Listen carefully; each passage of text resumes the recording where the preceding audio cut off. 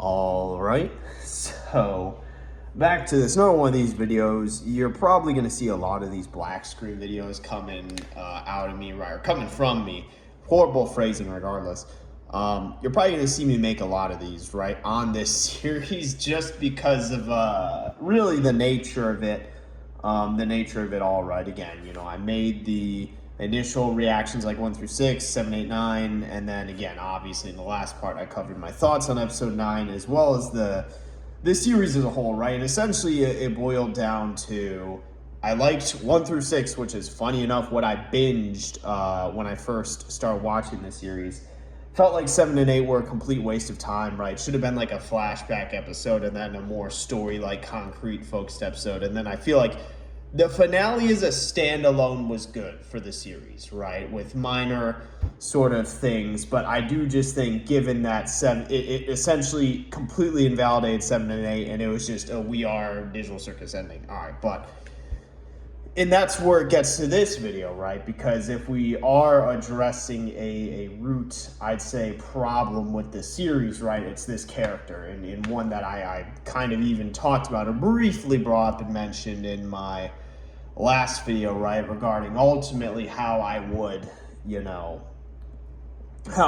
again, address that issue, right, improve his character. Really, it came down to just take him out the show altogether.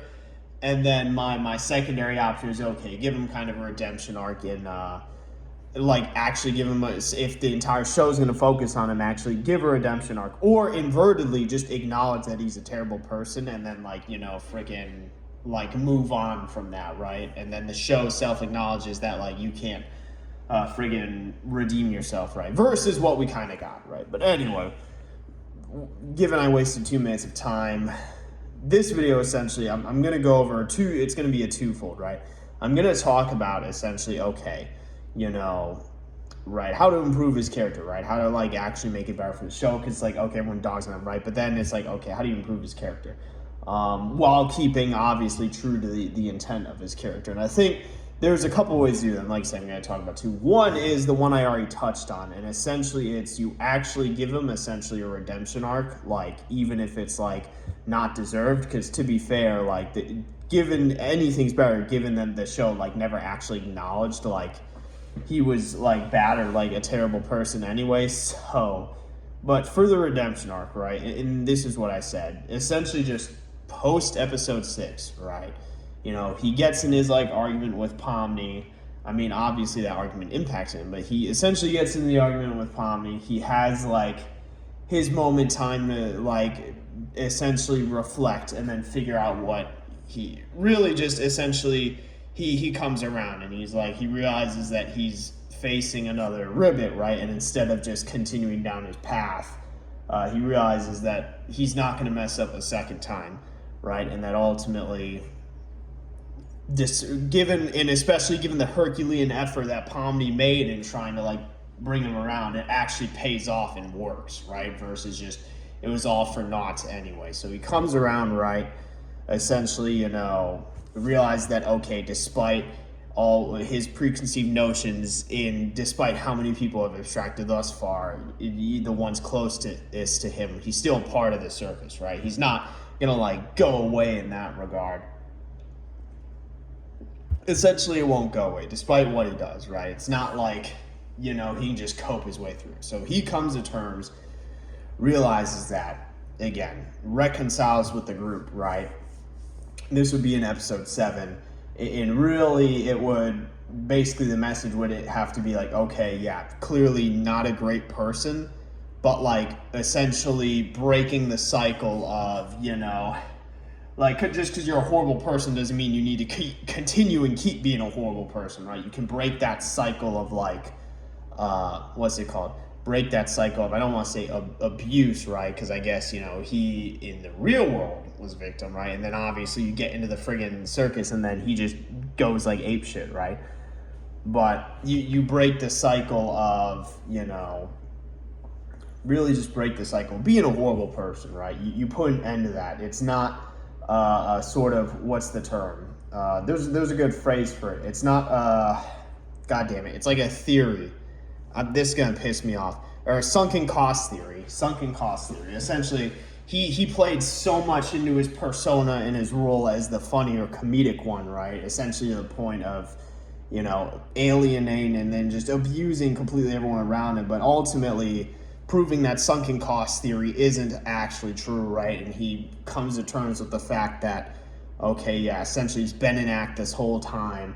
And that could be something where, let's say he's on the verge of abstracting, right? That could have been a good thing in episode, like verge of abstracting, which he literally was, and then realizes that, oh shit, he can't keep it together, right? And then accepts the help from Pomni, right? Actually giving payoff to her Herculean effort, you know. And then really the big thing is he would need to make up with, like, essentially he would need to make up with, because like with how he treated him, right? Kinger, not really. Kinger's honestly fine, right? But he would really need to make up with Gangle over anyone else, right? Zubul never really took his shit anyway. Gangle and like Ragatha would be the big two, but especially Gangle. He would need to have like a scene with Gangle, essentially like basically apologizing, right, for like everything that he had done to her as an individual, right? Like similar with like Ragatha, right? But really Gangle's the one. And then she would, and even if she doesn't accept it, right, it can ultimately be a thing like, look, you don't need to forgive me, right? But,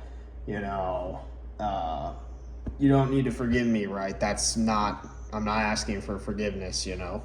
I'm just, you know, here to apologize, right? And then, like, move on. Something like that.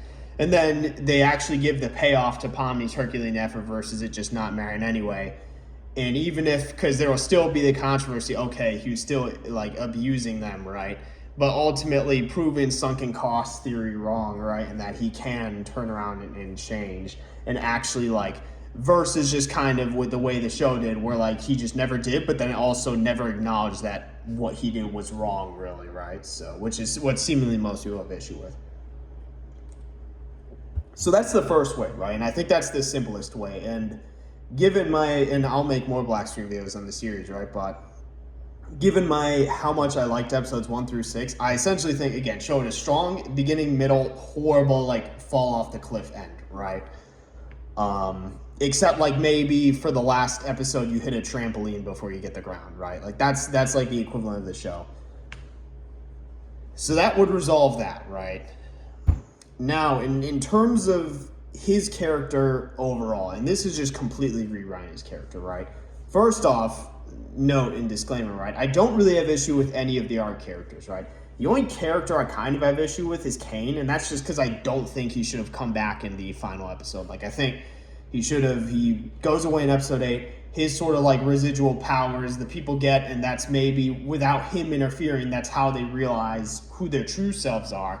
And then they learn to come to terms with the fact that, okay, essentially they just exist in this land now. It's up to them to make it essentially make what they can out of it, right? I think that'd be a lot better than what we got. But I genuinely don't have issues with like any of the other characters like in this series. I wish we got like literally any sort of information on Scratch. He was just brought up and then like not relevant at all the rest of the series. But I think that's part of the bigger issue with the overall story, which I'll kind of talk, which I did in the previous part. But essentially, you know, that's why I think there's P-flashback episode. But anyway, so for completely rewriting Jax's character, I think his backstory is completely fine, especially given like now that we know the truth of it, right? Because for a while, I think people were going with the drunk driver theory, and I'm like, that makes him even worse. But given his backstory and what we got, right, I'm completely fine with that. Now, moving on to him in the circus. Now, how he starts off, right, and how he starts off, and I think in the flashbacks with her a bit, and you probably know where I'm going. I think the way he starts off is fine. I think if anything, he could be a bit more, I don't want to say timid, reserved, and close, you know, kind of close-hearted, right? But I think we could have seen a bit more of a struggle to adapt. That's something we didn't really get. We kind of saw his initial panic attack, but then he's like, oh, I look stupid. And really that's it, right? Like, we don't really see Jax struggle to adapt. And I think that would be something that would it would give him a lot more like character like potential. It'd give him a lot more reason to be, let's say, you know, a dick and an asshole, because essentially we're going to assume that he is still that way, right? and because we see, you know, we see some of the other characters struggle to adapt, right? Like we see Gangle immediately get bullied. We see Ragatha when Kinger first meets like Ragatha, right? And they're sort of relationship. We don't really see Zubo. We don't actually see Zubo at all when she first shows up. Kinger shows up and he has his moment with his wife before he loses her. But Jax is one where I really feel like we should have gotten to see more of his character struggling to adapt. Like, let's say, you know, he has a brief moment of clarity. He's like, oh, I look stupid. Oh, is this really real? I'm going to go on these, like, fake adventures just to prove a point. You know, let's say he goes on a fake adventure, like, assumes it's not real. Oh, yeah, guys, good one. All right, you know, I'll see you all tomorrow once I, like, wake up from this. Wakes up, realizes it's there. Like, again, has another, like, mini, like panic attack, essentially, and has to come to terms, accept that this is his real life now. And, you know, especially, like, because at that point, then, you know, okay, maybe, let's say he sits out the adventures, and then, let's say that's where, you know, okay, you can introduce him to Ribbit, and him and Ribbit having more of a closer relationship. And again, this is why I said a flashback episode would be good. Him and Ribbit have a more closer relationship. Like, she kind of, you know, sits out, like, hey, you good? Like, you know, and then he, like, essentially just assumes she's not real. It's like, oh, you're not a real person. This is not real, right? And then eventually, like, she's able to calm him down, right? You know, and get him to finally kind of come to terms with everything, right? And then that's where you can kind of see them develop their budding, like, friendship, right? You know, he gets more brought into the fold with her and Kaufmo, right? And then eventually the rest of the circus. And that's where, like, let's say Ragatha can try to be initially more friendly with him too, where we knew they used to be friends, even though he kind of ended up being more of a dick, right? So they can have that initial friendship, you know, and then that's something where, he can kind of adopt that now that he's more come to terms. He can adopt that kind of persona, right? You know, where it's like, oh, I'm more like the comedic one, right? And then, you know, flesh out his character more versus it just kind of, because realistically, he's just a normal guy up until, like, he's a normal guy up until the bedroom scene with Ribbit. Sounds crazy out of context. You know, like, literally a normal dude. Like, then all of a sudden he does, like, because he exposed himself to, again, also crazy phrasing, but he opens up to Ribbit, and then essentially, you know, Kaufmo interrupts, and then he essentially just does a complete 180 and is like, oh, you know, I'm just, like, and that's why it's funny that we make the fumble jokes, because it's not even like Jax fumbled Ribbit, right? Like, that's not even what happened. It's like when you're playing a video game, you're just choosing all of the worst dialogue options. Like, he had to have, like, he essentially just physically acted the worst possible way he could have towards her, like, out of nowhere, and just, like, started legit being, like, genuinely, like, I don't want to say, I don't want to overuse the term abuse, but essentially it was almost genuinely, like, manipulating her, right? Or manipulating her feelings, I guess is the way to put it. But anyway, so, and you get where I'm going with this. Eventually there is, I think, for Jax's character to make sense, if we're really trying to at least keep the spirit of his character as kind of a, you know, it's like a dick, right? The comedic one who's kind of like a bully, not to, like, the same extent as I would keep it in the series, but to keep the spirit of his character, Ribbit would still need to abstract. And I think we would need to change the way in which that would happen, because the way in which it happens in the canon is just, okay, Jax is, like, genuinely evil. Like, no one like does a complete 180, like, and it actively like manipulates their feelings in that way and is like a good person. Like I can't emphasize that enough. But I think a good point of sort of contention or confliction would be, you can even take the same thing with the opening up. Let's say they open up towards each other, right? But then let's say, you know, ultimately Ribbit, rather than being, let's say that's a moment of weakness for Ribbit, where instead of being understanding, she kind of ends up being, like, shocked and like kind of like backs off from him for a while. So almost like an inverse, and that causes Jax to kind of, that's when ultimately, like, it goes from more like him trying to, like, integrate to then being more like of his usual self, right?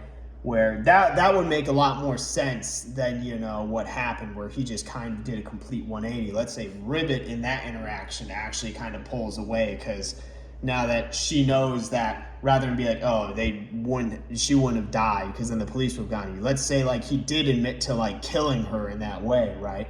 And that he ran away to get away. He put on the headset. That's how he got transported. You know, let's say she did actually like kind of back off from him after that.